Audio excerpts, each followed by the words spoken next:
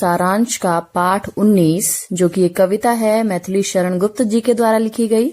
इसका शीर्षक है मातृभूमि। इसका प्रश्न अभ्यास आपको हल करके बताऊंगी। सबसे पहले इसका मौखिक भाग देख लीजिए। पहला प्रश्न है, कवि ने मातृभूमि की वेशभूषा के बारे में क्या बताया है? तो उत्तर होगा नीला आकाश तथा हरे वस्त्र मातृभूमि की वेशभूषा है और सूर्य चंद्र इसके मुकुट हैं। प्रश्न 2, नदियों को प्रेम प्रवाह क्यों कहा गया है? उत्तर, नदियां प्रेम रूपी जल प्रवाहित करती रहती हैं। धूल भरे हीरे किन्हें कहा गया है? उत्तर, भारतवासियों को। प्रश्न 4, भारत की 6 ऋतुएं कौन कौन सी हैं? तो भारत की जो 6 ऋतुएं होती हैं उनको मैंने क्रम से यहाँ पर लिखा हुआ है। सबसे पहले ग्रीष्म, जिसे कि गर्मी का मौसम भी कहा जाता है, उसे ग्रीष्म ऋतु कहा जाता है। उसके बाद वर्षा ऋतु आती है, उसके बाद शरद ऋतु, हेमंत ऋतु, शिशिर और उसके बाद वसंत ऋतु आती है। इसका लिखित भाग। पहला प्रश्न, कवि ने मातृभूमि को ईश्वर का साकार रूप क्यों बताया है? उत्तर, मातृभूमि भारत माता है, वह भी ईश्वर के समान शेषफन रूपी सिंहासन पर विराजमान रहती है, उसका भी अभिषेक किया जाता है। मातृभूमि ईश्वर की मूर्ति प्रतीत होती है। प्रश्न 2, हम किस प्रकार बड़े हुए हैं? उत्तर, हम मातृभूमि की रज अर्थात धूल में लोट लोट कर बड़े हुए हैं। प्रश्न 3, कवि मातृभूमि को देखकर क्या अनुभव करता है? उत्तर, कवि मातृभूमि को देखकर हर्षित होता है। हर्षित अर्थात प्रसन्न होता है। भारत देश का पानी किसके समान है? उत्तर, अमृत के समान। प्रश्न 5, हरियाली का फर्श कैसा प्रतीत होता है? उत्तर, मखमल के समान प्रतीत होता है। इसके बाद प्रश्न 6 है, कवि की क्या इच्छा है? उत्तर, कवि की इच्छा मातृभूमि में लोट लोट कर इसी में समा जाने की है। इसके बाद अगला प्रश्न पाठ्यपुस्तक से ही है। काव्यांश को पढ़कर पूछे गए प्रश्नों के उत्तर लिखिए। जिसकी रज में लोट लोट कर बड़े हुए हैं, घुटनों के बल सरक सरक कर खड़े हुए हैं, परमहंस सम बाल्यकाल में सब सुख पाए, जिसके कारण धूल भरे हीरे कहलाए। अब इसका पहला प्रश्न है, हम कैसे बड़े हुए हैं? तो उत्तर होगा मातृभूमि की रज में लोट कर।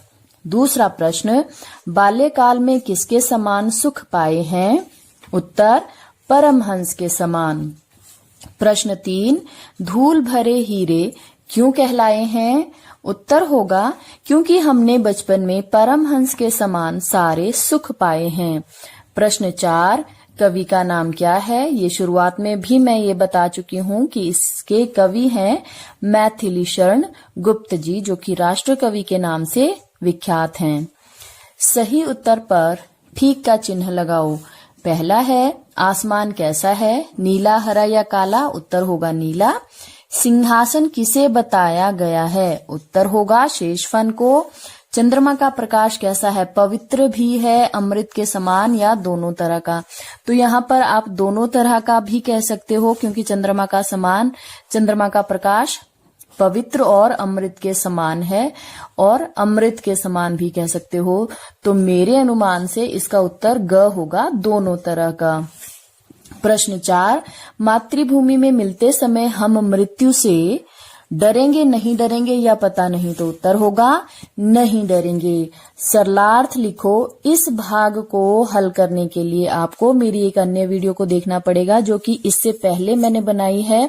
उसमें मैंने इस कविता के सभी सरलार्थ जो हैं लिखित रूप में भी दिए हैं, और एक वीडियो में मैंने इसके सरलार्थ जो है मौखिक रूप में इस कविता का मैंने वर्णन किया है। तो आप कोई भी इसकी वीडियो जो है आप देख सकते हो और उससे आप इसको स्वयं लिख सकते हो। चलिए मैं अगले प्रश्न की ओर बढ़ती हूँ। कविता से आगे आपकी बात, क्या मातृभूमि का साकार रूप हो सकता है? तो ये आपकी अपनी बुद्धि पर निर्भर करता है कि आप इसका क्या जवाब देते हो। मेरे हिसाब से मातृभूमि का साकार रूप हो सकता है। प्रश्न 2, क्या आप भी मातृभूमि के प्रति लगाव रखते हैं? बिल्कुल हाँ, हम भी मातृभूमि के प्रति लगाव रखते हैं। अगला प्रश्न देखिए, भाषा की बात। भाषा की बात में क्या कहा गया है? दो दो पर्यायवाची शब्द लिखिए। अब पहला है सूर्य, तो सूर्य का पर्यायवाची होता है रवि, भानु, दिवाकर। चंद्रमा, चंद्रमा का पर्यायवाची होगा शशि, सुधाकर। हवा का होगा वायु, पवन। पृथ्वी का धरा, धरती। शब्दों को तोड़ कर लिखिए। पहला है रत्नाकर, रत्न जमा आकर। दूसरा है सिंहासन, सिंह जमा आसन। तीसरा है मातृभूमि, इसे मातृभूमि पढ़िएगा, मातृ जमा भूमि। हिमालय, हिम जमा आलय। विलोम शब्द लिखो, जीवन, मरण, बड़े, छोटे, शांत, अशांत, रात, दिन। प्रश्न 4, शब्द अर्थ का सही मिलान करो। मेखला, करघनी, पयोद, बादल, पवन, हवा, मग्न, खुश। प्रश्न 4 के बाद प्रश्न 5 जो कि मूल्य परक प्रश्न है, वैल्यू बेस्ड क्वेश्चन। ये है आप अपनी मातृभूमि के प्रति कैसे विचार रखते हैं? तो हम अपनी मातृभूमि के प्रति आदरपूर्ण विचार रखते हैं। क्रियात्मक गतिविधि है, वर्षा आई हरियाली लाई पर एक अनुच्छेद लिखिए। ये प्रश्न जो है आप स्वयमेव लिखेंगे। इसमें आप लिख सकते हैं कि वर्षा के आते ही पूरी धरती पर हरियाली छा जाती है। जो पेड़ पौधे मुरझाए हुए से लगते हैं उनमें जो है हरियाली दिखाई देने लगती है। वर्षा का जल उनके लिए अमृत समान है। अभी जो मैंने ऋतुओं का वर्णन किया था उसमें मैंने आपको बताया था कि वर्षा ऋतु के उपरांत, वर्षा ऋतु जो है ग्रीष्म ऋतु के उपरांत आती है, अर्थात गर्मी के बाद बरसात आती है, गर्मी के बाद वर्षा ऋतु आती है। तो आपने देखा होगा जो है गर्मी में जो है पेड़ पौधे और इंसान सभी जो है परेशान हो चुके होते हैं।